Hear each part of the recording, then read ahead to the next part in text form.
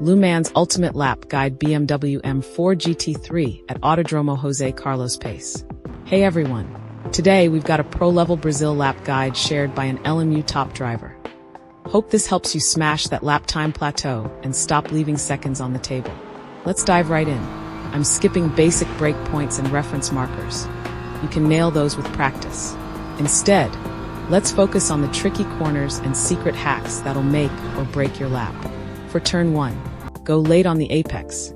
You can use almost the entire inner curb here. Stay tight to the inside on exit to set up a perfect angle for T2's acceleration. There is a tip.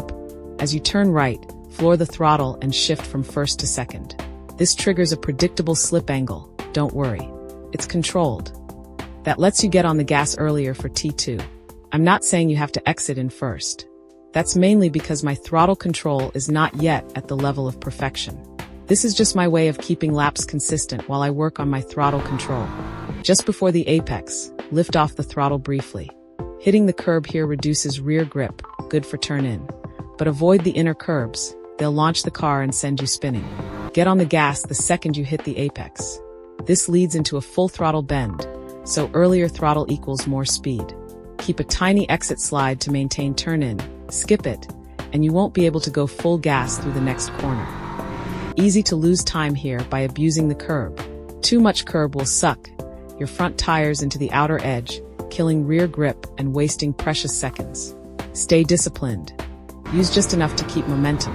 Alright, we've got through the toughest part of the track, and you can relax a little on this straight.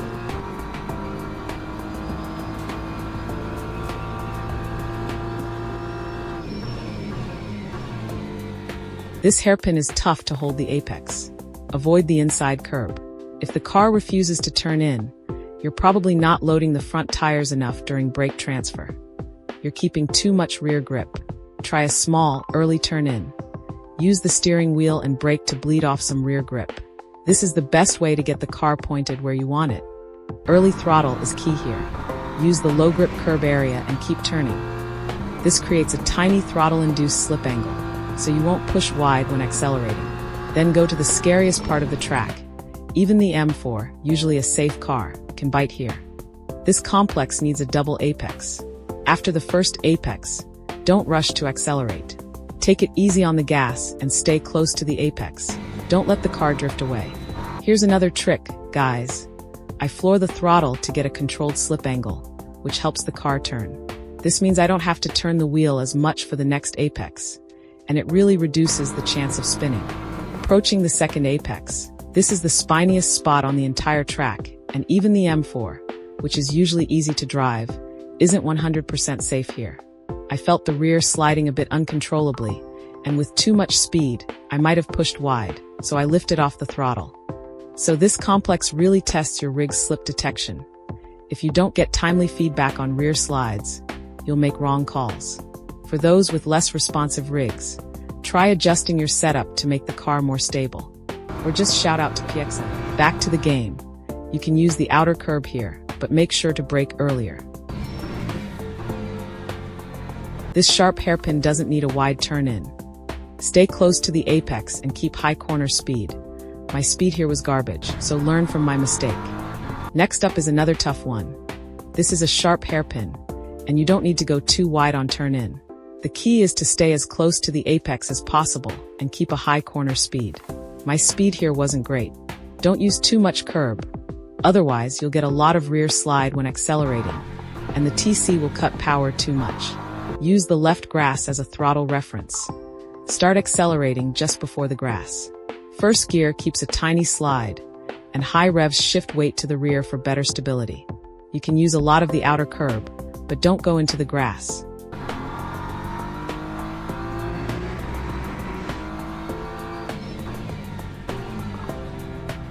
This next hairpin is a standard outside-inside out. If you can't hold the apex, try braking earlier. Get on the gas when the right grass ends.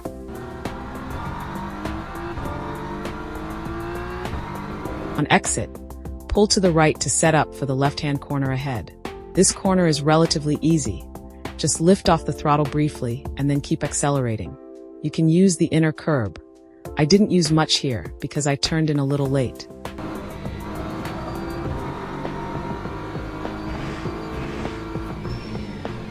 The last corner is similar to T4. Try turning in earlier to reduce some rear grip early, which helps with turn in. There are no curbs at the apex, so it's easier than T4. Use the curb to get on the gas early. Otherwise, you'll lose a lot of time on the long straight after. Don't use too much of the outer curb on exit. This area is super slippery, and the TC will keep kicking in. Since there's a long straight ahead, you need to keep as much rear grip as possible when accelerating. If you're quick with your hands, you can lower the TC level briefly to prevent it from cutting power too much.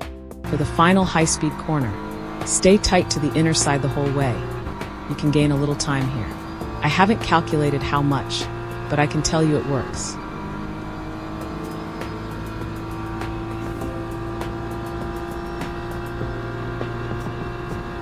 Then go to the set. I base my setup on CDA. Heard Luke joined CDA, so CDA might be one of the go-to setups in the future. The best part, you don't have to pay extra for it.